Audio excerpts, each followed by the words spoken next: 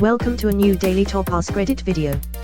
Today's topic: what was your fuck this shit I'm out moment? Some young woman and an old lady were arguing about stolen underwear in our communal laundry room. Young woman called for her cracked out boyfriend, who came running in with a gun drawn screaming bloody murder. Noped right out. Then moved out that weekend. Fuck that noise, damn. Recently I was hired by a company to be a foreman. My job was laid out in my interview as follows: plant maintenance and welding. I would run a crew of 4 guys and do odd jobs at a potato plant 10 miles from my house. This is what I have done for other various companies for the last 15 years. After taking the job, they asked me to help another foreman doing the same thing at a different potato plant about 80 miles away. I agreed, as it was for a few days. Fast forward 3 weeks. I am still driving 160 miles a day, and we have been doing concrete and asphalt prep for a week. Not my vocation. The boss casually mentioned at about 2 in the afternoon that we had to finish a particular part of the project before we left, and that we would be there at least till 8 p.m. I told him I couldn't work late on short notice because I had plans and still had to drive home. He said, if you don't pick up the pace you will be leaving earlier than that. I told him I agreed, and since this wasn't the job I was hired for, that I was done. He replied with "see ya," and I said probably not. How do people like this sleep at night? Very easily, from what I have seen. I was hired as a temp. On day 91 I was told that they in fact didn't have to hire me after 90 days and they were gonna keep me on as a temp. I clocked out for lunch and never went back. I have a friend who worked as a temp for the same company, in the same position, for 6 fucking years. She worked in an industry where there weren't many jobs, so they kind of had her over a barrel, and they knew it. Vultures, man. Remember that you are always your own boss. The company that hires you is your client. You are selling your time and expertise, if you have any.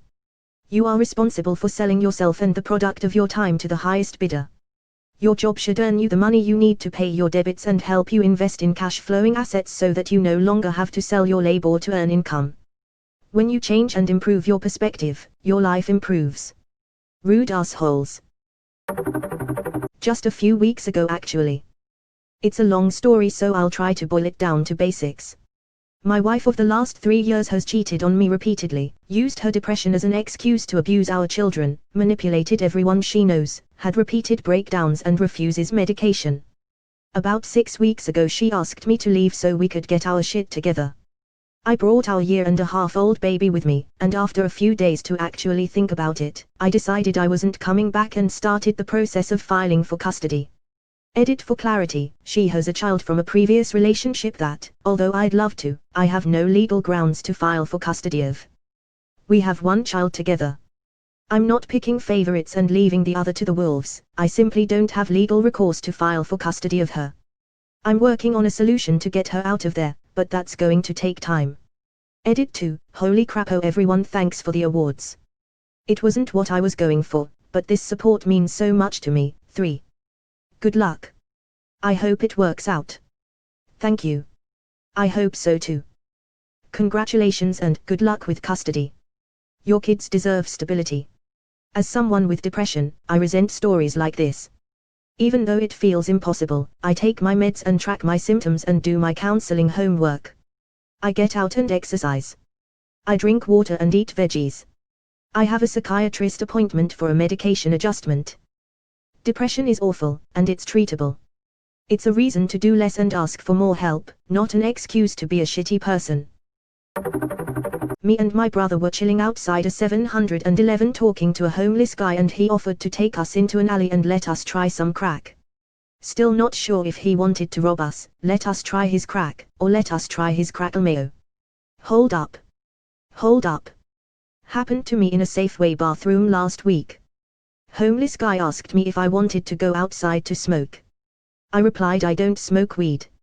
Meth. He wanted me to smoke meth. He couldn't have wanted to rob me. It was broad daylight in a somewhat busy shopping center. He was pretty earnest about it. One thing I have learned through the years is you will be surprised at what people think is a good idea. Not really so much a fuck this shit moment as confirmation of fuck this shit. Senior software engineer role at a leading telecom in USA. One of 3 new devs to join the team. Manager decided it would be best to rotate support between the three newbies. Issues every night, sometimes all night. Huge pressure to work 60-plus hour weeks with totally unrealistic goals. After a few months I realized this wasn't just a crunch period, this was going to be all the time. After giving notice, manager set me down and told a story of how I'd have to decide what was important and take life seriously. His example was getting a call to come back to the office for an emergency and handing his 2-year-old daughter off to a neighbor he didn't know so he could come work all night. Yeah, fuck that. Then my last day the VP pulls the team together and absolutely rips into this guy for taking 20 minutes to support an issue since he was driving home at the time and couldn't log in immediately when called. Fuck that shit. I was working at a place and was seeing a physical therapist for issues I developed from the job. Due to scheduling conflicts, I needed to leave early every other week to attend the appointments. My manager sat me down and told me, sometimes you need to choose between your work and your health. Fuck that place. He's right. Sometimes you do. And your health should always win. Some people really don't know how hell IT can be. I was hired as a dev for a startup company and was told on the first day that as a new person I would be expected to do bitch work around the office like cleaning up, dishes, taking out the trash. I thought, okay, that's not too bad, I'll do my part. Little did I know they were opening up a second office that same week and the new guys were tasked with the fucky office move. Instead of learning how to do the job I was hired for, I found myself assembling 30-plus desks from scratch, using my personal vehicle to pick up supplies to move and assemble, ripping out old appliances and refrigerators in the break room and then moving in new ones, and a slew of other back-breaking shit I don't feel like typing out. After weeks of this I get absolutely chewed out by the boss for not being able to keep up with assignments while all that was going on. They literally expected me to go home and work the assignments during my off time. I got the fuck out of there quick. Still to this day I feel like something about all of that had to not be totally legal. As someone who depends on IT to do my job, why the fuck can't they figure out that you need to pay a decent wage to someone who knows what the fuck they are doing so they don't leave? We have such high turnover. Well, how about you fucking pay them and they will stay here and get shit done so I can get shit done. Some promoter literally gave me $80 to go into his Vegas strip club with my friends. Said he would throw in the limo and VIP package if we tipped the driver because his other reservation cancelled. When we got there, we got different color wristbands than other people and were told we could only leave though their taxi when we left. That was our only option. One friend tried to leave and the bouncer wouldn't let him out. He came back and told us what was up. Nothing was adding up so we booked it out of the fire exit and down the street. That was how I got paid $80 to go a strip club. Pretty sure we were going to get robbed when we left and would probably have been drunk. This is broad strokes how these promotions work in Vegas. Your ride back is free but only if you catch the right ride. It's sort of sketch the bouncer wasn't letting your friend leave but it could be you all missed a drink minimum or something, that's why you all see different wristbands, and different covers, also tracks who can get a ride. Could you expand on basically all of that? What do you mean by your ride back is free but only if you catch the right ride? And the different wristbands signify how much you have to pay before you can leave. Never been to Vegas so I'm very confused at how this con is supposed to work. This happened to some friends. Said they would get a private ride there and 3 free drinks each. So they got in a guy's car, he stopped at a store and bought them a 6-pack of beer and dropped them at the club. I mean, alright. I was unemployed and had a job interview for a cable installer position. The position advertised for $20 an hour, 40+ hours a week, and benefits so it seemed like a pretty good deal. I get to the interview and find out it's actually 2 interviews, a group interview followed by one-on-one interviews with the hiring manager. In the group interview, His Majesty explains that the position was actually minimum wage and commission. He also explains that we need to supply our own tools.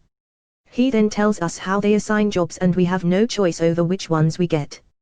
Right before the end of the group interview, one of the other guys asks if there were any other expenses we were responsible for and His Majesty tells us that we had to pay for our own gas, tires and repairs on our assigned company van.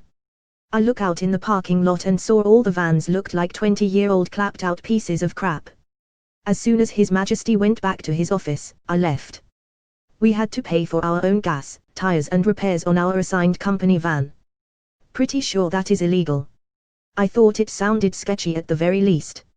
However, I was young and naive and didn't even think to report it to anyone. I worked at produce market when I was in college. I really needed the job. I literally had empty cabinets and only one shelf of food in the fridge on a regular basis. I had been working weekday evenings only for a couple of months, but picked up a Saturday shift. I was helping a customer and the owner walked up and interrupted our conversation. "Is that your yellow car in parking lot?" Me, "Yes." Her, with the most demeaning tone, "On weekends, our parking lot is reserved for customers only. If you value your job you will go punch out, move your car to the lot across the street, and never park in the lot again." I was astonished.